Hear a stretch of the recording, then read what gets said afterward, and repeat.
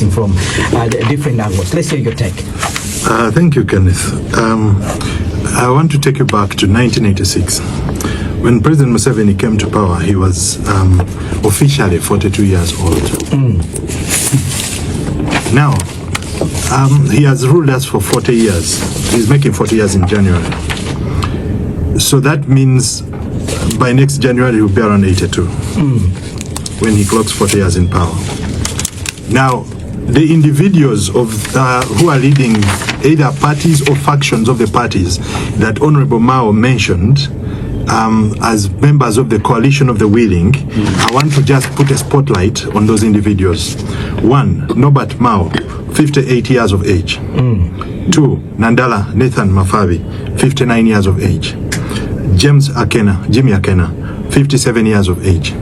And then I will also point out Asumani Basalira of Jema. Though that one, we can actually ignore him. He's running a one-man party. Do you know the Secretary General of Jema? You are in the media. Do you know? Yes, he's no. Kenneth is in the media. I know. Exposed. You know. Can you mention? I know. This is a briefcase outfit. I know he's the Secretary General. No, it's a briefcase outfit which is just used to collect money. Yeah, and So now what I'm trying to say. It's a fully registered political party. I have my opinion. That competes. Mine is to analyze.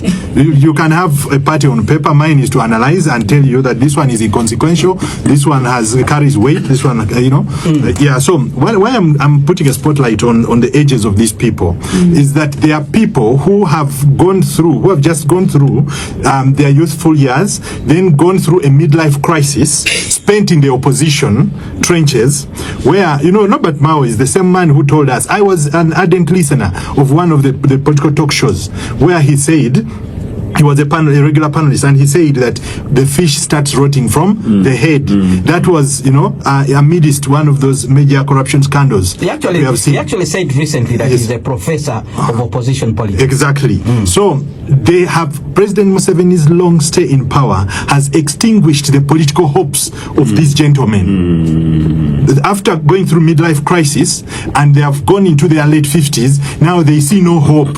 They have turned themselves into Semeka Kungurus of the President Museveni dynasty. So now they have become political brokers. Yeah. So this is now a group of people who have turned once respected political parties into they're actually now slightly better than the gig political parties that I talked about recently. I talked about parties like the Ecological Party, the DF, which are financed. They are gig political parties. The owners are running gigs. Now, the Maos, Mafabis, and Akenas are transforming parties that were once respectable into something of the sort, like gigs. But for them, it's just, survival, because their political hopes of ascending to the presidency have been extinguished by President Museveni's stay in power. So now they are thinking, if I die today, I will die without being a minister. I'll die without being named Attorney General. I'll die without being named, to a lucrative position in government. So this is my time. So these guys have now turned parties into meal cards. So Norbert Mao, Nathan Nandala Mafabi, Jimmy Akena, and the group have turned their political parties into meal cards to go and negotiate their position on the dining table. Yeah. Okay. Granted, I have nothing wrong with someone coming to negotiate, because politics, at the end of the day, is the art of deal making. They have to distribute resources. But for him to now go and say the other guys are saboteurs is quite disingenuous. And quite unfortunate. We should actually be calling him out. In a serious society, he would be called out and told to resign. You cannot be a Minister of Justice and Constitutional Affairs. The irony, constitutional affairs, and you even a lawyer at that, and you say the others are saboteurs, as if they don't have a right to enjoy their difference in opinion. So we need to put that into that context. That is the context in which I look at what Norbert Mao is saying. Yeah, so his political hopes have been extinguished. So are the political hopes of the other guys that have traded their parties to go in bed with the NRA or the NRM. Yeah. Beyond that, I want to add one thing. Honorable said that the NRM is leading, for emphasis, he said the NRM is leading the coalition of the willing. Yeah. Now, what Norbert Mao Norbert Mao's words actually, provoked me into thinking, well, this is a party, a wedding party. I have mentioned here before that the coming election, President Museveni is the groom, okay? Who is sure that he's going to get his bride? Yeah. Now we have groomsmen, page boys, flower girls. Okay.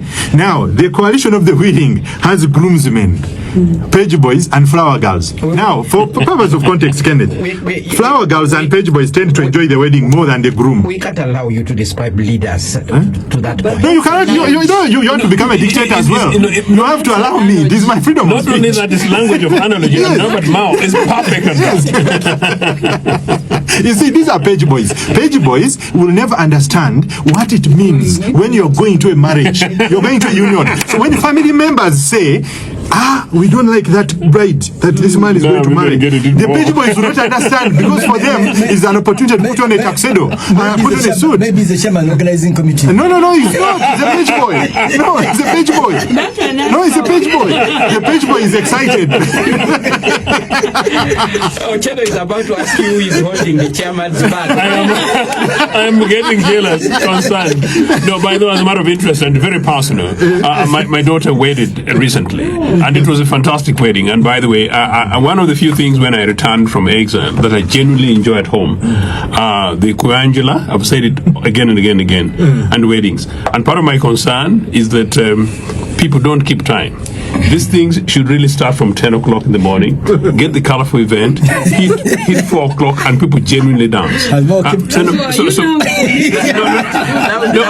trying to emphasize, because in this event, these things can be absolutely, generally fantastic. But anyway, this one here, it has struck me here. All right, let's go back to, if you can conclude your point, Mr. Egesa. Yeah, so what I'm trying to say is that the marriage is the plight of the Ugandan citizen. The bride is the presidential term to be won. The groom is Museveni, President Museveni. And the page boys are the so-called coalition of the willing, the smaller players. So in that respect, I concur with who's the best one? Yeah, the best man could actually be the bigger player. I think FDC could be the best man. It may not be like that. Actually, one may be a chairman. No. You can. These are page boys. No, you are trying to elevate them. These are page boys. Now, the page boys don't understand the repercussions of marriage. Yeah, they do not understand that after the dancing, the merrymaking at the reception, what is going to happen after when people go to consummate the marriage. They do not understand. They are excited. So it is that excitement of being at the party that is making Norbert Mao speak. Norbert Mao is a very honest guy. He speaks his mind.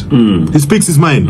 And for that I credit him. But he needs to be handled by seasoned political strategists. He cannot go on speaking carelessly like that. Most of these guys just need handlers. So Ugandans will be taken aback that their Minister of Justice and Constitutional Affairs comes and says that people who are opposing the sitting government are saboteurs. Now, okay, I have mentioned here before that the NUP has sympathizers within the First Family. Are they saboteurs? Well, Spectrum X on Radio 1 FM 90. Topic of this